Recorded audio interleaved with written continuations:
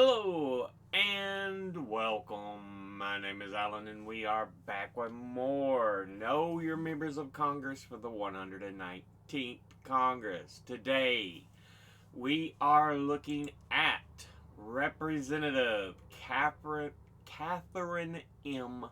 Clark. And she is the representative for the 5th District of Massachusetts, which is a slight strip of land that covers just north of Boston, going down I-80, I guess. Yeah. But yeah, covers from the bay down into the land a little bit just north. So yeah. Anyway, she is a Democrat, and before she took office, she was preceded in office by Ed Markey. Now, let's go ahead and look at who she is as an individual. She was born in New Haven, Connecticut on July the 17th, 1963. Earned a Bachelor of Arts from St. Lawrence University in Canton, New York in 1985. Earned a JD from Cornell University in Ithaca, New York in 1989. Earned an MPA from John F. Kennedy School of Government at Harvard University in Cambridge, Massachusetts in 1997. Has been a private practice lawyer, a lawyer for the Colorado District Attorney's Council, general counsel for Massachusetts State Office of Child Care Services, policy division chief for the Office of the Attorney General for the state of Massachusetts, clerk for the federal court 1990 to 1991, prosecutor for the Office of the Attorney General for the state of Colorado 1991 to 1993, member of the Melrose, Massachusetts School Committee 2001 to 2007, member of the Massachusetts State House of Representatives 2008 to 2010, member of the Massachusetts State Senate 2010 to 2013, before being elected as a Democrat to the 113th Congress by special election to fill the vacancy caused by the resignation of U.S. Representative Ed Markey and to the 6 following Congresses. So she is in term 7. Now, let's go ahead and look at the committees she is on. She has no committee assignments, and I think that's mainly because she's a part of leadership in the House. Has been a part of leadership for quite a while.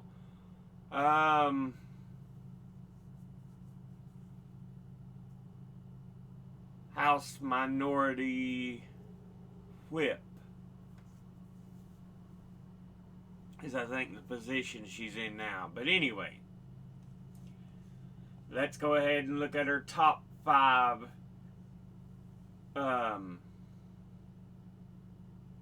donors and contributors individually from this last election cycle. At the top, number 1, we have AIPAC, the American Israel Public Affairs Committee, that is a pro-Israel lobbying group that advocates its policies to the legislative and executive branches of the U.S. and is one of several pro-Israel lobbying organizations in the U.S. has been called one of the country's most influential lobbying groups. Was founded in 1954 by lobbyists for the Israeli government, partly to counter negative international reactions to Israel's Kibbutz massacre of Palestinian villagers that year.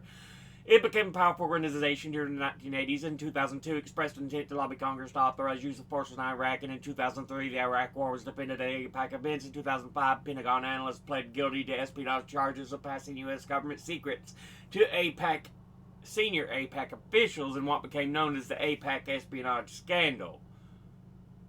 It bribes both parties and is vile, evil, despicable, disgusting. Altogether, they have donated this evil fucking amount, $371,347. And once again, that's AIPAC.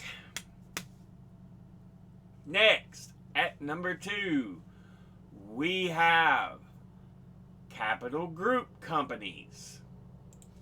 And they are an American investment management company that ranks among the world's oldest and largest investment management organizations with over $2.6 trillion in assets under management.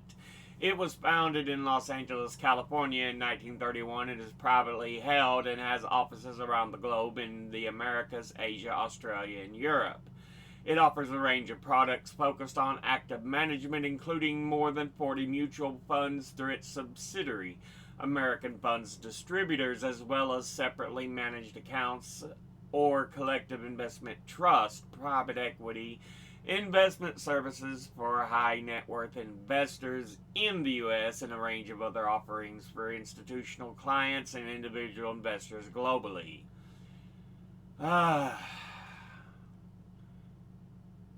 Altogether, it has donated $62,500, and once again, that's Capital Group Companies.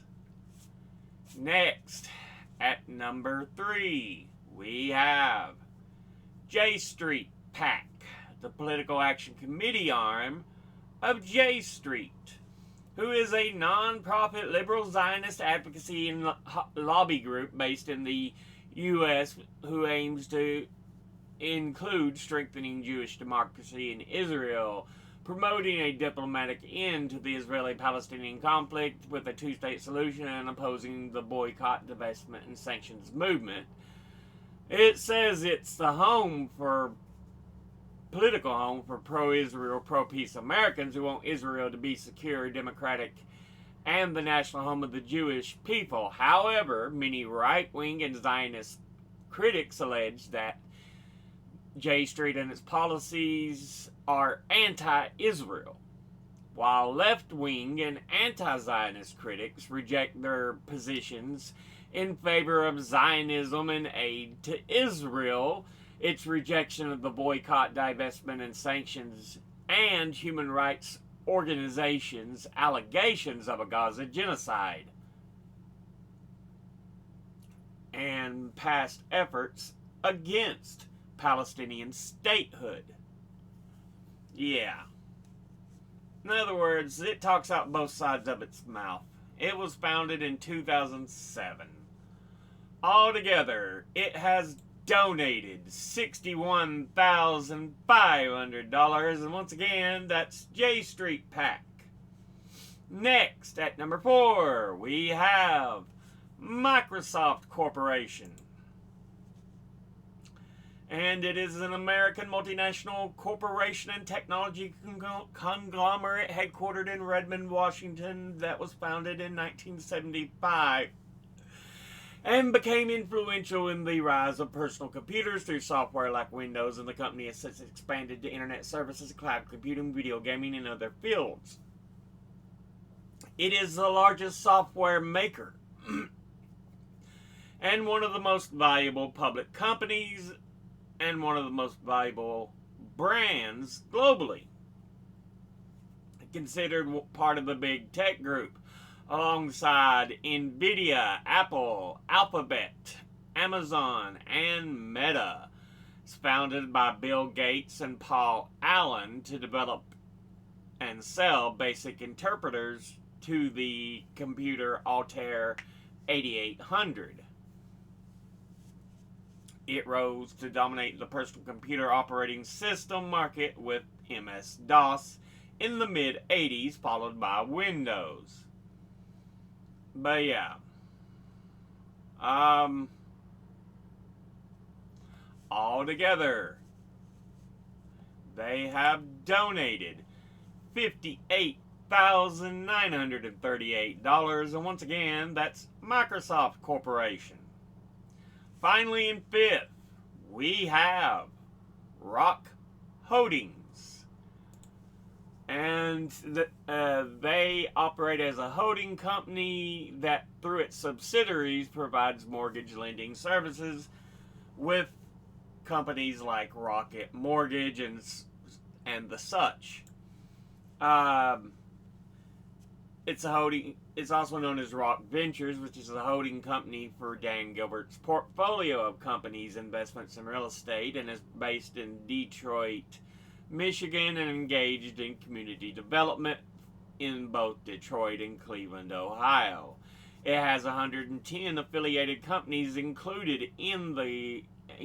the Cleveland, California. If I can talk, including the Cleveland Cavaliers and Rocket Mortgage. In 2023, it became just Rock, the family office for the Gilberts.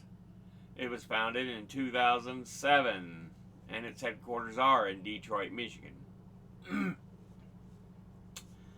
Altogether, they have donated $52,600, and once again, that's Rock Holdings. Now, let's go ahead and look at the top 5 industry donors and contributors over the last election cycle. At the top, number 1, we have Securities and Investment, who altogether have donated $790,717. Next at number 2, Pro-Israel, who altogether have donated $446,859. Next at number 3, we have Retired, who altogether have donated $432,903. Next at number 4 is Real Estate, who altogether have donated $425,839. And in 5th is Insurance, who altogether have donated $374,836. Now, with that said, let's take a glance at these donors. Yeah, AIPAC was such a disgusting amount. Vile. Seriously. You're only a representative, but this is industry money instead of just individually. It shows how vile AIPAC actually is.